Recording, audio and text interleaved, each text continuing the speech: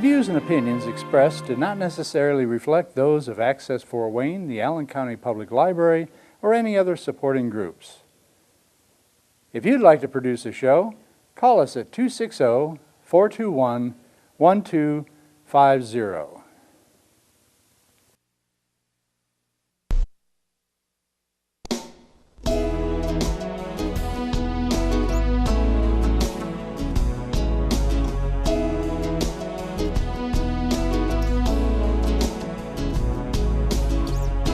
Let me be your lighthouse so I can show you the way.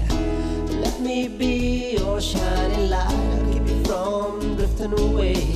I'm the one that makes you try. And the book, as the book develops, you got chapter about Native Americans, you got chapter about the new Americans coming up. It kind of meshes together where it ends up with the 4 or 5 days here in Kekionga that led to the final phase, the Battle of Kekionga, that got pretty bloody. And I also took that into consideration. How old of kids are going to be, I got a couple grandkids that are in the 6th grade. I would not hesitate to have them read this book. I think it's, I could have gotten gory. It's really something that maybe someone else might have gotten into, but you can't hide everything. Some of the things that took place by the Native Americans against the settlers and vice versa were not good. Okay, it was a rough time, to put it mildly, and so it's readable for young kids. I think as young as 6th grade on up, if they're mature, they can handle it. But again, I didn't go into gory detail. Just following the facts from what I've read and try to use my imagination about what are these guys talking about? What would the Native Americans be talking about? They knew this huge army was coming up here. What were the new Americans, this American army, talking about? They knew they were heading into to an unsettled area that was pretty hostile to them, although there were friendlies out there. But they were coming up here with a purpose, and that was to settle down Kekionga. So when the army got up to St. Mary's, Ohio, if you think about, they followed a buffalo trail. George Rogers Clark came up here. They kind of the army followed that trail up to Springfield, Ohio area. If you look at a map, you can probably follow along with what I'm talking about. And then they cut over to the northwest to Piqua, Ohio, and then north Fort Laramie up to St. Mary's. And from there, they decided to follow, which would be roughly Highway 33 to the northwest. There was an Indian trail that followed the St. Mary's River. And when they got to Wilshire, which wasn't Wilshire, of course, but Wilshire, Ohio, they crossed the river there and followed what is called Piqua Road. And Piqua Road, from my research, follows the St. Mary's River, and I haven't actually have driven that road before myself. Follows on up to the north side of Decatur, and a lot of people think that Harmer's army came in on 27. During further research, I find them following Wayne Trace. It wasn't called Wayne Trace, it was more of the Cincinnati Trail or whatever you want to call that. But there's a marker at the corner of, there's a park there, Seiler Park, New Haven Avenue and Wayne Trace. There's a marker there that in the early 1900s, the Daughters of the American Revolution have a plaque there, and it says Harmer's Army used this to come in to Fort Wayne. So I drove that, both to the south and back to the north. And if you follow it, look it on a map, it's kind of blocked off now when you get to Anthony Boulevard, but you could see how the trail would go straight to where Harmer Street is. Harmer Street tees right up into the Maumee River, and that's where the ford would be to cross the Maumee River into Lakeside, which would have been called Kekionga, or Miami Town back then. What does Kekionga mean? Kekionga is from the Indians, it's from blackberry bush, and evidently that was something that was prevalent at that time. If you look at the map of Lakeside, or Kekionga at that time, 500 acres of corn around these villages. Wow. Just huge acreage of corn. They had their gardens there on the where the three rivers meet. That area flooded a year earlier, and some diaries I've read from Antoine LaSalle and a guy by the name of Henry Hay. There was a great flood during the winter of 1789. All that area had been flooded, but that would have also been good for growing the next year. So gardens consisted of pumpkins, squash, you name it, they probably grew it back in those days. How long did it take you to write? I mean, to get all this information? How many years? Boy, that's Okay, a great this will be interesting. question, but you know, it really got intense about a year and a half ago when I decided, early September of this would have been 2016, 2015, really got intense about looking at that and studying what was going on at that time in 1790. So spent a lot of time at the library. I'll tell you what, the Lincoln collection down there is just fascinating. A lot of maps, archaeological maps. One from 1936 showed where some of these places existed that the Native Americans had as villages. So yeah, so in the fall, let's see, this would have been the fall of 15.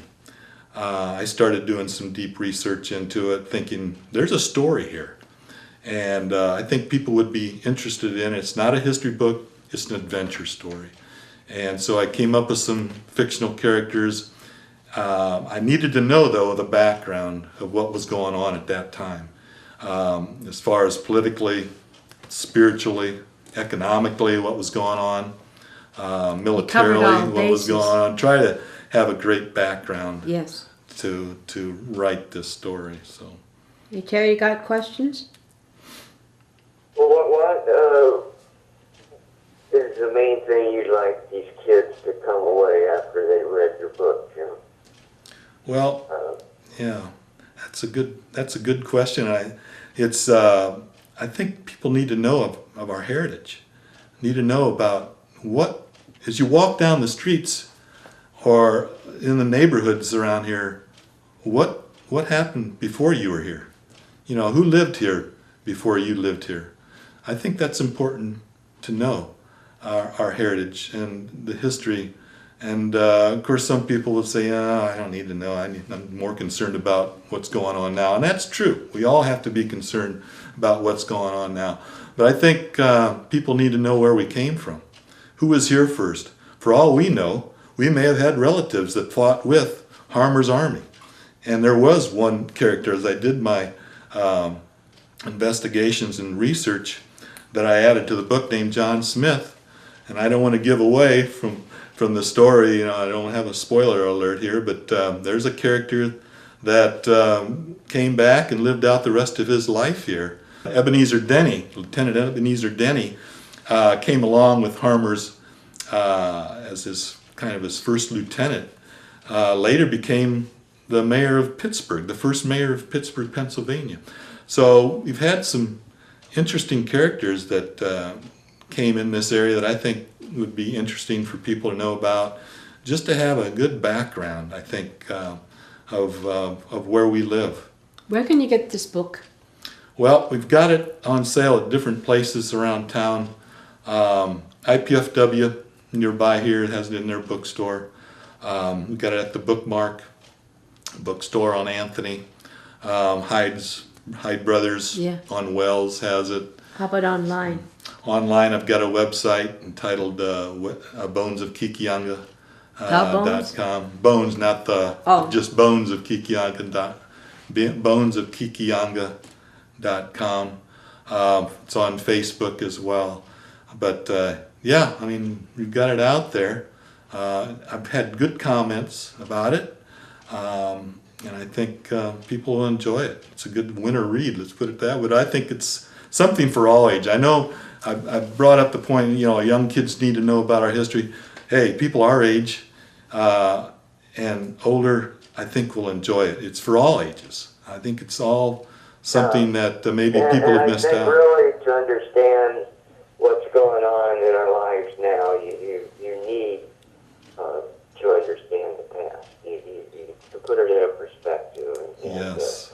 learn from mistakes, learn from what went well, learn from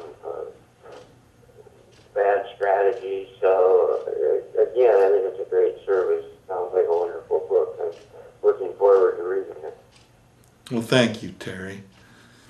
And I hope so. That's what it's out there for. It's about our history and our culture, and we still have Miami that are living among us. Well, we have talked about your history and looking up the book and the characters.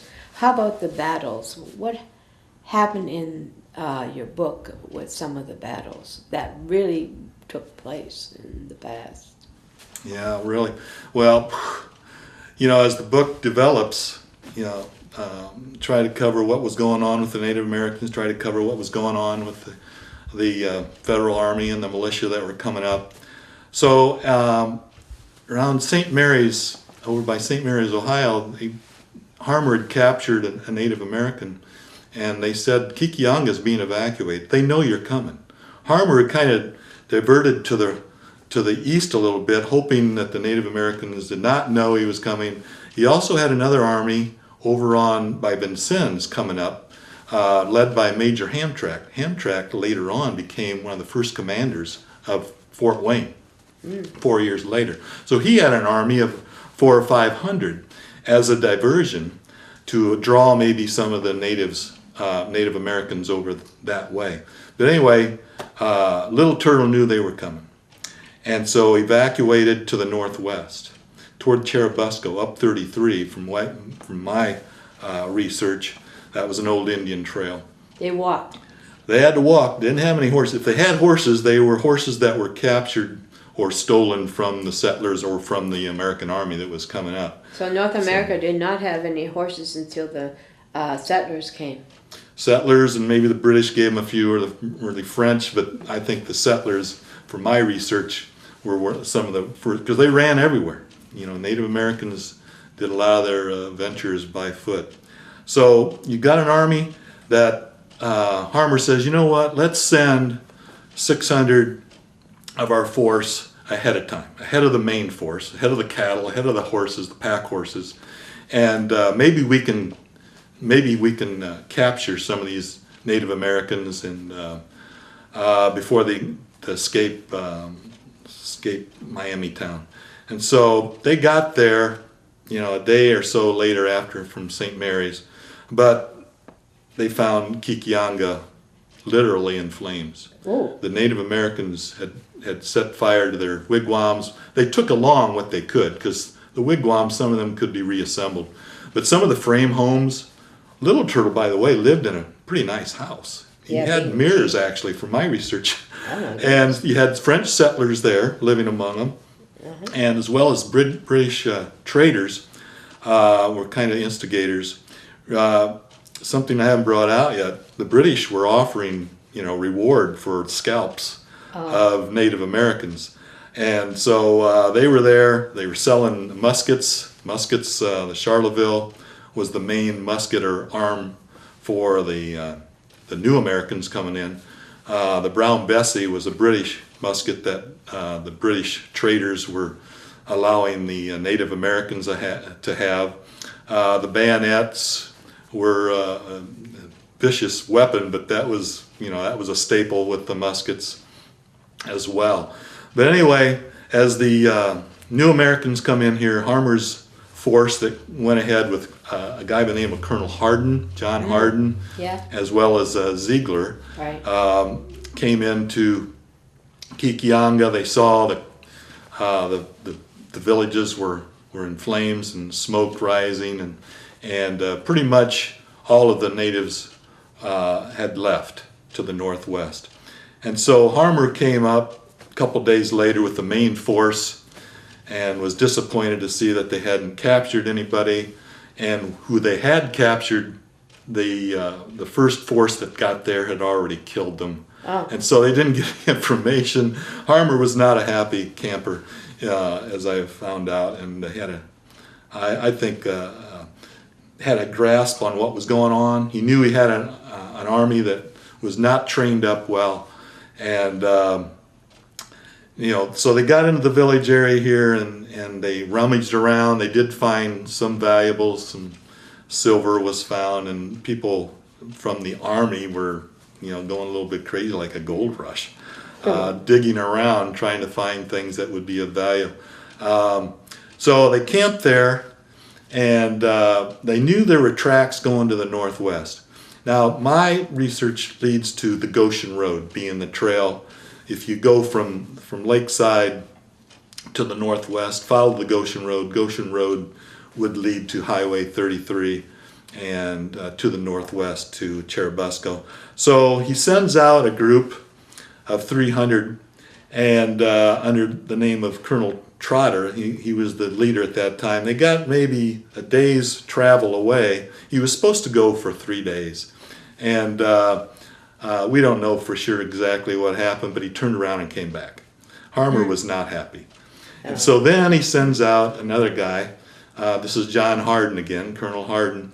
And so they ventured to the northwest to about where Heller's Corner is, and that's the corner of Carroll Road and Highway 33. Oh, out there. And yes, and he was led, by Little Turtle. This was the strategy. Let's get this army. If they're broken up a little bit, we might be able to defeat them. Little Turtle only had maybe 100 to 150. He had sent out messengers to bring more help in, but some of the Native Americans were a little bit hesitant, why are we going to go here? We're going to just die to this huge force. So Little Turtle knew if he could break them up a little bit, maybe they would have a chance to defeat this large army. So about where Carroll Road and Highway 33 is, Hardin was led into a trap, and Little Turtle gave him a lot of problems as far as. So he won that battle. Little Turtle won that. The militia did not fight well. The federal troops there, 22 of the 30 died at the spot, and there's some others, militia, that were killed. They were chased back down by Little Turtle and some of his Native Americans back toward Kekionga. And so that was a defeat that called Hardin's defeat. In fact, there used to be a plaque up there. It's not there anymore. At that particular intersection, there's a church up there, a Baptist church. Eel River, yeah. Well, that's would have been Little Turtle. Hardin's defeat was up in that particular spot. So while this group had been gone, Hardin's group had been gone, the main army had moved upriver to Chillicothe. We talked about that in the first segment, which is about two miles downriver. There's another village made up of Shawnee and Delaware. And so after destroying Kekionga and gathering all the corn and burning that, and the idea, the strategy was to starve the Miami and the Delaware and the Shawnees out. So they did the same thing there at Chillicothe, again destroying the village and the crops. And that's where the remnants of Hardin's army, 300 of them, came to. And so they decided, you know what, we've done enough. We've destroyed these villages. This is Harmer thinking. We've destroyed these villages. We've destroyed their crops. They're going to have a rough time. I know we suffered a little bit up there on the Eel River. Some of the family members, we had a pastor there calming them down because they knew they'd lost some some husbands and some fathers in that battle up there at Eel River, which was Heller's Corner. So, but Harmer, there's no way we're going up there to bury him. I mean, we got to head south. It's time to head back. The winter's getting closer, colder weather's coming, so they head south. And I've got them probably leaving Chillicothe on the 20th and 21st, heading south. They go for a day, and on that trip down, I think personally, some people think it was Hessen Castle. That area is where they camped one day away from Kekionga and Chillicothe. I've got them near the Monroeville Road and Over there. and Wayne Trace through my research. But somewhere out there, overnight, Harmer and Hardin and all his officers get together and start thinking, you know what? Our scout, Daniel Williams, just came back and he says the Indians have returned to Kekionga. And so the strategy, and Hardin was more of an aggressive one, you know, we ought to go back there and surprise them in the morning.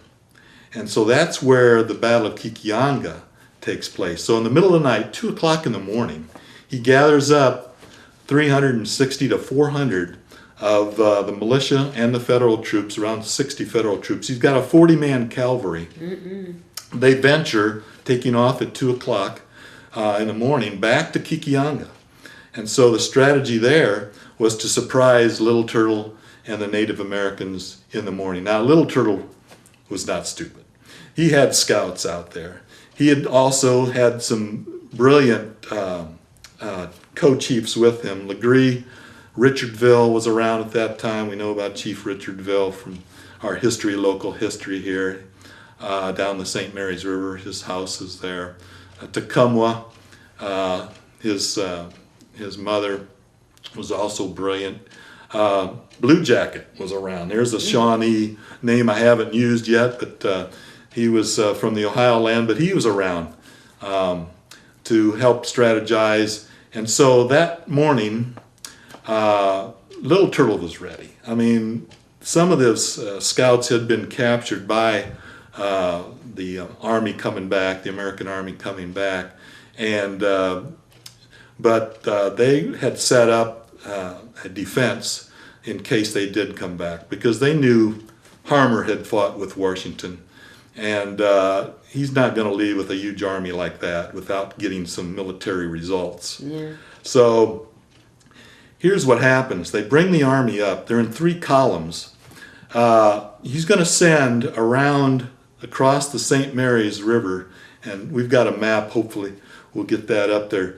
He's going to send a guy by the name of Hall, Horatio Hall, Major Hall, around across the St. Mary's, up the west side of the St. Joe, in the forest area, with some militia. He's got 150. And they're going to be on the west side of the St. Joe River, okay? Now, we've got a major force also of federal troops, 60 of them, along the south bank of the Maumee River. Next to them, you've got 150 militia on foot, and then they're under the leadership of a guy named McMillan, Major McMillan. And then up beyond him, almost to the Tecumseh Bridge, is the cavalry, a 40-man cavalry led by Fontaine, Major Fontaine. So we've got a force there waiting. You've got a force going around on the west side that's going to be on the west side of the St. Joe River. Do you see the strategy that's going to happen, Patty? Yeah. They're going to come across the Maumee River. The idea is to flush these Native Americans to the north and to the west, and perhaps to escape the force that Harmer has. Harmer's not along on this. Okay, he's got a guy by the name of Wiley's leading the way. Yeah. Major Wiley's is leading the force of the federal troops. Okay. Right. Harmer never was involved in any of the battles. That's one of those things that why it was called Harmer's defeat, I don't know. But he was the one who's in charge. But Harmer's back with a major force 8 miles south of here. So they're going to come across the Maumee River, which is pretty shallow at this ford area. Some areas there might be knee deep, some were ankle deep. And then the strategy is to force the natives that had come back, and there was probably a good 100 or 150 from the research I did that were there trying to rummaging and dig up the things that they had buried. And so the strategy was to force these Native Americans across the river to the waiting militia led by Hall and Hardin and a guy by the name of Ormsby. They each had 50 of their own militia. And of course, while they waited across the river to escape Wiley's and McMillan and Fontaine, they're going to, of course, Into let the- them have it while they're crossing the river. Oh, the Well, fire. something happened. There was a gun that went off. The sun was coming up. They got delayed coming back in the first place. The sun was already coming up a little bit, and so they got spotted, and a gun went off. 2 or 3 more guns go off, and so the surprise was up. So Wiley says, let's go. Might as well go ahead and cross this river here and get this whole thing going, because we're not going to surprise anybody. And so waiting along the north shore of the Maumee was Blue Jacket and some of his Native American companions. And so they sprung up with their muskets that they had gotten from the British, and while Wiley's and the militia and the cavalry came across, they let them have it. And so that's kind of where most people think, well, that was the battle. That's it. Nothing else happened. We lost some troops, they retreated, and it's over. No. They continued to come across, okay? Even though some of Wiley's men had gone down and some of the militia were being injured and killed in the middle of the river. So the Native Americans had a strategy. And so the American force, the federal force, kind of followed suit and followed them up by traveling through Lakeside, if you think of this now, chasing these Native Americans. And one by one, some Native Americans waiting for these Americans to show up, the new Americans to show up, would spring up and there'd be an ambush. And so more federal troops would go down and more militia would go down. And the cavalry got separated. They're up by the Lakeside Park area, actually, chasing some of the Native Americans. So they were divided. It got divided up, and that was not a That's good the thing strategy for of the the new natives. Americans, yes. So it leads up the St. Joe River to about where the Tennessee River Bridge is. There was a couple old forts up there. The British had a fort, and the French had a fort in the 1740s and 50s. They were in ruins then. But that's where the major battle took place, actually. There were several battles that took place because the new Americans kind of followed the Native Americans, and the Native Americans led them into one ambush after another as they were going through the village that had been in ruins. The Native Americans would just pop up and let them have it with musket shot. There was a lot of hand-to-hand combat, and that's where the bayonets came into play. And so it culminated with finally the cavalry caught wind of what was going on, and they all kind of met. And the Native Americans sought some high land. There was some higher land up there by the Tennessee River Bridge. And so a battle ensued there. And then some of the Native Americans spilled across the river trying to escape. And that strategy did pay off for the Federals, for the Federal Army. And were wiped out as they crossed the river. And then it spilled in to the river, the St. Joe River, just north of the Tennessee River Bridge. So all of this is in your book. Yeah, I mean, it's Wow. there. I mean, it's just, and again, a lot of it, and we've talked about this before, a lot of it's conversational. There's dialogue going on. And I want the reader to use their imagination as well, of what's going on as well. Thank you. You are welcome. And Thank you we for picked having your me brain on. a lot. Yes. I hope I didn't give too much of it away. Oh, too late now. Jim Pickett, thank you for coming All on right. to my show. Thank you, Patty. And this is Patty Hunter. We'll see you next week. This is Patty Hunter at Patty's Page. Thank you. Hope you learned something today. I know I did. Thank you. Bye-bye. Godspeed, my love, until we meet again. You're always in my heart and every dream. Don't let this time apart give in to all our fears. God will keep us close from up above. So until we meet again, Godspeed, my love.